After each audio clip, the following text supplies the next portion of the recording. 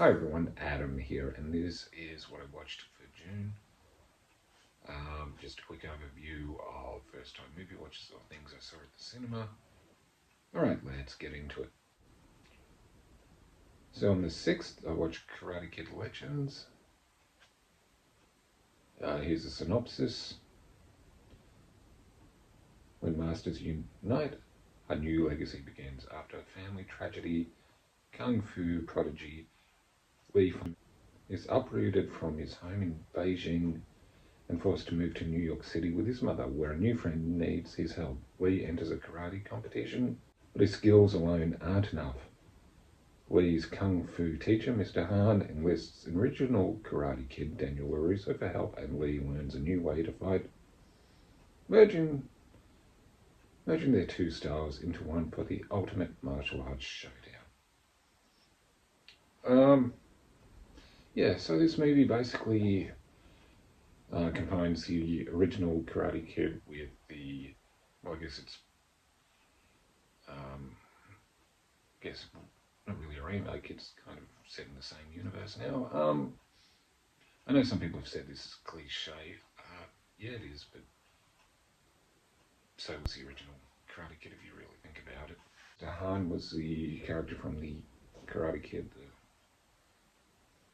I guess the reimagining, reboot, remake, whatever you want to call it. And they combine both their series into one, so they're all in the same universe, and it works okay.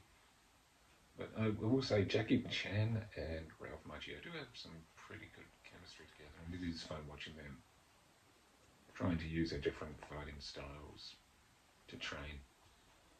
I didn't think it was as bad as some people are saying. I kind of enjoyed it. It's kind of a light-hearted, don't take it too seriously, just have fun with it type movie. Yeah, I mean, I didn't hate it, to be honest. I mean, it's not the best Karate Kid, the original is, but it was still fun. And of course, as you'd expect, some decent fight scenes as well for a family-aimed movie, so you know you're not going to be anything too violent. And on the 8th of June, I watched South Park, The End of Obesity. This is one of their South Park's TV and movie type things. The wait is over.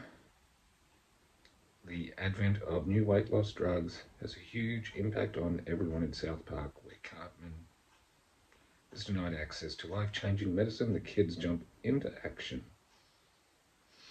It's pretty funny. It's kind of what you'd expect. It's basically taking a shot at, what was that weight loss drug that everyone in America was taking? I can't remember. Ozempic or something like that. I mean, South Park is always pretty funny, and actually I think it's a very smart show. I mean, of course you get some crude humour and a bit of swearing, or more than a bit, a lot of swearing. But, you know, South Park always has something to say, and I don't care who they offend, which is what I like about South Park. They take no prisoners approach. I mean, if you like South Park, you'll like this one. On the 9th, I watched Ballerina. This is from the world of John Wick.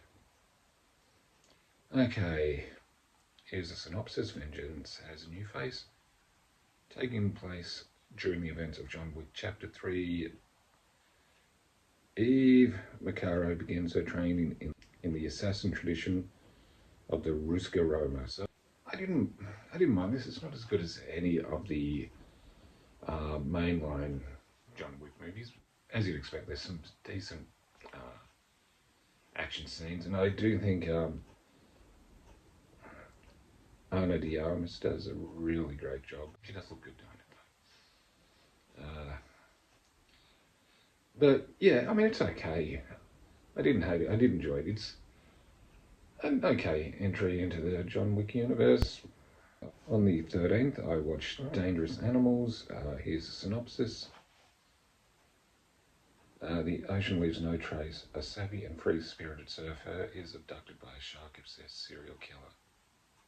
Held captive on his boat, she must figure out how to escape before he carries out a ritualistic feeding to the sharks below. I had fun with this. The reason it works is Jai Courtney going, a little over the top, but it works in this type of movie. Kind of, but they do a good thing of making him seem likable at the start, just kind of an easygoing bloke. But of course, if you've seen the trailer, you know he's a psycho. Yeah, and even the Passy Harrison, who I was not familiar with, does a really great job as well as a lead actress. Yeah, I mean, there's a good concept, and the sharks look pretty decent. But yeah, I mean, this is worth checking out if you like shark movies, or if you like shark movies and a serial killer movie in one. Okay, so on the 20th, I watched 28 Years Later. Let's have a look at this synopsis. In 28 days, it began. In 28 weeks, it spread. In 28 years, it evolved. 28 years since the rage virus escaped a biological weapons laboratory, now still in a ruthlessly enforced quarantine. Some have found ways to exist amidst the infected. One such group lives on a small island connected to the mainland by a single heavily defended causeway. When one member departs on a mission into the dark heart of the mainland, he discovers secrets, wonders and horrors that have mutated not only the infected but other survivors as well.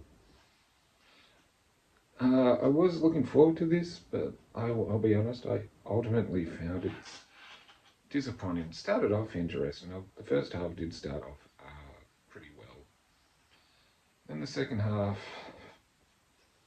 with a character going on a journey, I mean, if you've seen it, you know what I'm talking about. And there's some weird edits where it just edits to some old style movies for some reason. I mean, if you've seen it, you know what I'm talking about. But I will give it credit for not going down the predictable route that you thought it was going to. But I gotta be honest, I found this disappointing. There's some heartfelt moments, I'll give it that, but if there's going to be some heartfelt moments, I want the infected to at least eat somebody's heart.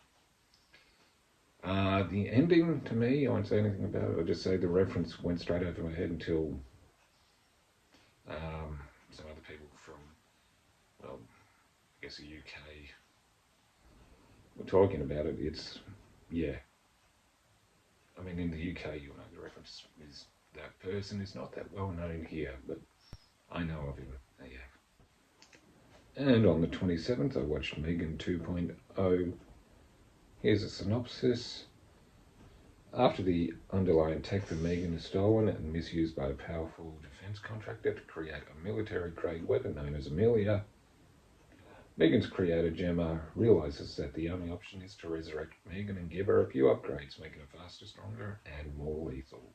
So, well, I didn't mind this. The horror element is pretty much gone, and this has turned into a sci-fi action with some humour. Yeah, but I can have fun with it though. Action is pretty much decent. There is elements taken from Terminator 2. So yeah,